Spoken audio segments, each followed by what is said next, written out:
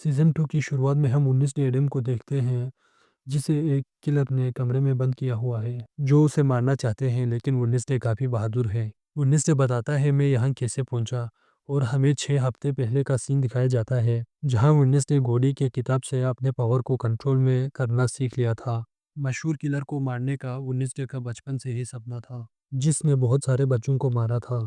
फिर एक दिन किलर गलती से क्राइम सीन पर अगवा हुई बच्ची का एक खिलौना गिरा देता है। फिर वेडनेसडे के साथी हाथ ने उठा लिया जिसका नाम थिंक है। तो वेडनेसडे अपने पावर यूज़ करके ख्वाबों से विजन देखते हैं। यहाँ उसे ख्याल आया और किलर का लोकेशन पता चल गया। तो वेडनेसडे उस सिटी जाने के लिए एयरपोर्ट पर पहुंचते हैं, जहाँ पुलिस उससे सारा हथियार छीन लेता है। फिर पुलिस वालों को थिंक भी मिल जाता है तो वेडनेसडे बताता है ये एक पुतले का रेत है जो मेकअप में यूज़ होता है। वेडनेसडे थिंक को लेकर वहाँ से चले जाते हैं। वेडनेसडे ने किलर को ढूंढ लिया और उसे मारने ही वाला था। किलर ने उसे पकड़ लिया तो उसे विजन आने लगे जिससे वो बेहोश हो गए। जब कुछ देर बाद वेडनेसडे को होश आते हैं तो वो खुद को एक कमरे में पाते हैं। वो किलर चाकू लेकर वेडनेसडे के पास आया और कहा, मैंने तुम्हारे लिए एक डोल बनाया है जो बिल्कुल तुम्हारे जैसे हैं। किलर हर किसी को मारने से पहले उसके जैसे एक डोल बनाया करते थे। तो वेडनेसडे कहते हैं मेरा भी हाथ काफी कमाल का है। तभी थिन किलर पर हमला कर देता है। तब मौका पाकर वेडनेसडे अपने आप को आजाद कर देता है। थिन को नजर आते हैं वेडनेसडे के काले आंसू विजन देखने से आए थे। वेडनेसडे थिन से कहता है इस बारे में किसी को कुछ मत बताना। वेडनेसडे किलर को मार देता है। कुछ दिन के बाद हम किलर के मरे जाने का पोस्टर देखते हैं। वेडनेसडे को बॉडी की किताब में काले आंसू के बारे में कुछ नहीं मिलता। फिर उसकी माँ आकर वेडनेसडे को एकेडमी चलने का कहता है। एकेडमी जाते हुए उसके भाई अपने पावर का यूज करते हैं, जिस वजह से रोड पर एक्सीडेंट होते हैं। जंगल में एक आदमी अपने दोस्त के साथ था। एक अनजान आदमी उनका फोटो लेते हैं। तभी वहाँ बहुत सारे कौवे उस पर हमला करते हैं तो वो अपनी कार में आ जाते हैं। तो देखते हैं बहुत सारे कौवे कार में घुस चुके हैं। सब ने मिलकर उस आदमी की जान ले ली। Adams family never more academy वापस आ गए हैं। वेडनेसडे को अब एकेडमी के डार्क एटमॉस्फेयर पसंद आने लगे। उसकी माँ उसे अपने छोटे भाई का ख्याल रखने को कहते हैं।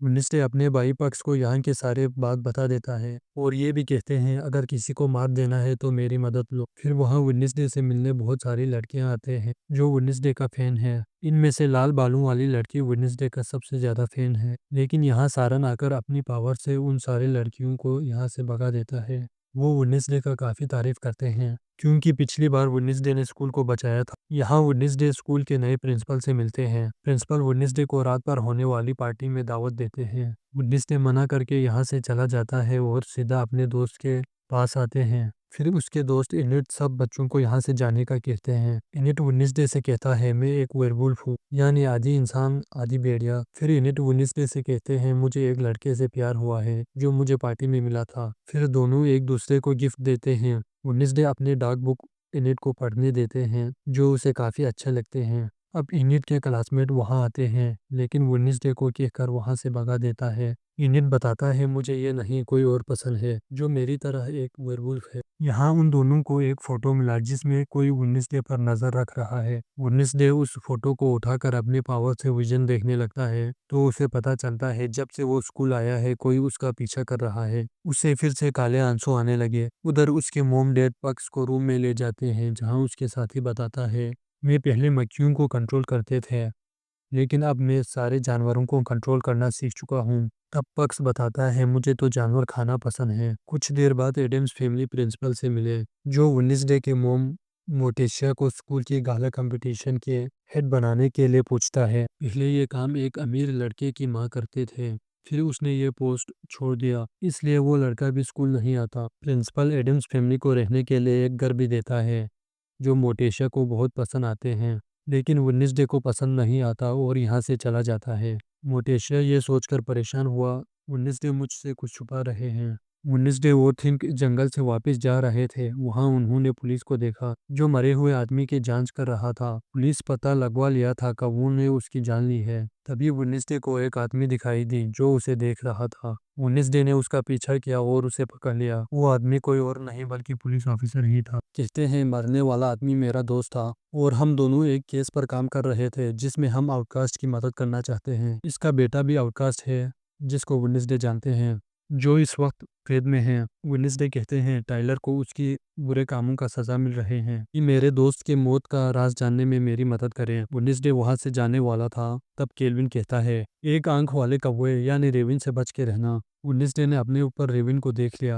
रात को इनिट का रूममेट अपने कमरे में सबको कहानी सुना रहा था कि 200 साल पहले एक बच्चा था जो काफी पतला था, लेकिन उसका दिमाग काफी तेज था। इसलिए वो अपने दिमाग से मशीन बनाकर खुद को बेहतर करना चाहता था। फिर उसने मशीन वाला एक दिल बनाया ताकि वो खुद को बदल सके, और उसने वो अपने जिस्म में लगा दिया, जिससे वो बुरी तरह बदल गए। फिर वो बड़े बड़े मशीन बनाने लगे, और एक दिन एक बड़े धमाके में उसकी जान चले गई। धमाके में उसकी लाश टावर से बाहर निकलकर एक पुरानी खोपड़ी वाली एक पेड़ के नीचे गया, जहां आज भी उस मशीन वाले दिल की आवाज सुनाई देते हैं। हमारे ग्रुप के बहादुर बच्चे ही वहां जा सकते हैं, तो क्या किसी में दम है? ये सुनकर पक्स हंसने लगे। उधर प्रिंसिपल सायरन से मिलते हैं। मोटेशिया का गाला इवेंट में मदद करने के लिए उसने सायरन को चुना, क्योंकि वो काफी ज़हीन थी, लेकिन उसने पढ़ाई की वजह से मना कर दिया। तो प्रिंसिपल कहते हैं, पहले हमारे स्कूल में अमीर लड़के की माँ रहते थे जो काफी फंड देते थे। अब वो नहीं रहा, तो हमारे स्कूल में फंड भी खत्म हो गया है। इसलिए हम स्कॉलरशिप वाले बच्चों को निकाल रहे हैं। लेकिन तुम अपनी पावर को हमारे काम में इस्तेमाल करते हो, तो मैं तुम्हें यहाँ रख लूंगा। सायरन समझ गई प्रिंसिपल मेरी पावर का फायदा उठाना चाहते हैं।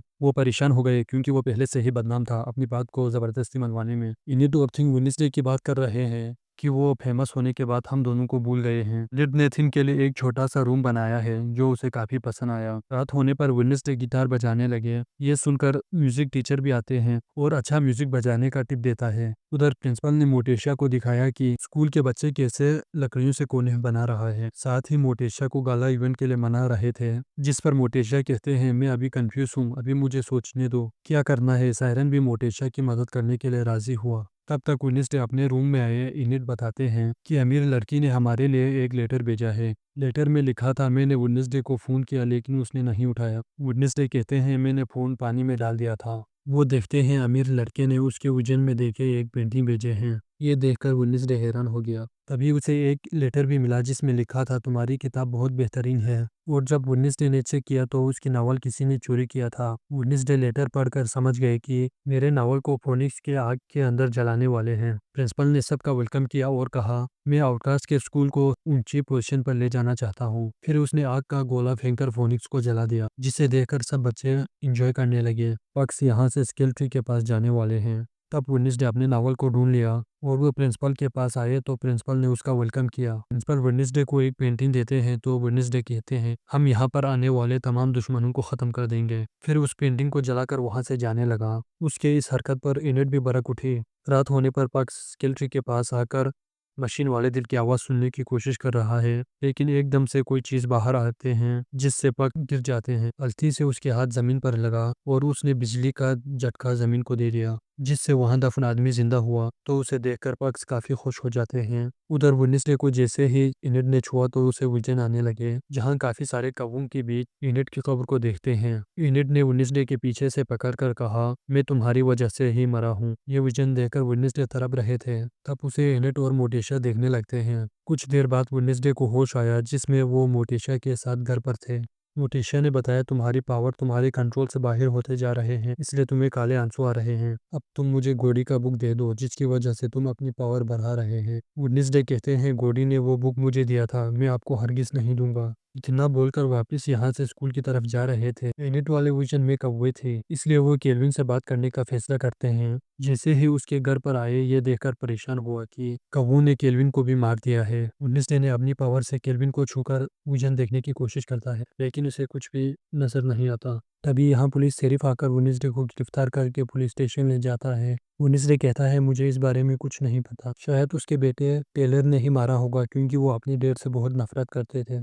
शेरिफ कहते हैं, यहाँ के सबसे मजबूत जेल में टेलर को रखा हुआ है, वो यहाँ से कभी भाग नहीं सकते। इतने में यहाँ वेडनेसडे के डेड आकर वेडनेसडे को बचा कर ले जाते हैं। अगले दिन पक्स अपनी साथी के बी हाउस में उस जिंदा हुई ज़ोंबी को रखा हुआ है, जिसे वो कंट्रोल करने की कोशिश कर रहा है। वेडनेसडे थिन को कहते हैं, मैंने विजन में इनिट को मरते हुए देखा, तुम इसके बारे में वेडनेसडे को कुछ मत बताना। फिर वो दोनों कमरे में आए तो उन्हें इनिट मरे हुए देखते हैं। वेडनेसडे इसे देखकर काफी दुखी होता है, लेकिन प्रैंक डे होने की वजह से वेडनेसडे के साथ प्रैंक किया था। तब वेडनेसडे ने देखा किसी ने केल्विन की आंख वहां पर छोड़ा हुआ है, लेकिन वो अपनी विजन से नहीं देख रहा था। वेडनेसडे इनिट को केल्विन के मरने के बारे में बताता है। ये सुनकर इनिट बहुत डर जाता है। वो वेडनेसडे इनिट को दूसरे कमरे में जाने का कहता है, लेकिन एनेट बताता है, मैं एक वेयरवुल्फ हूँ और मैं किसी से नहीं डरता।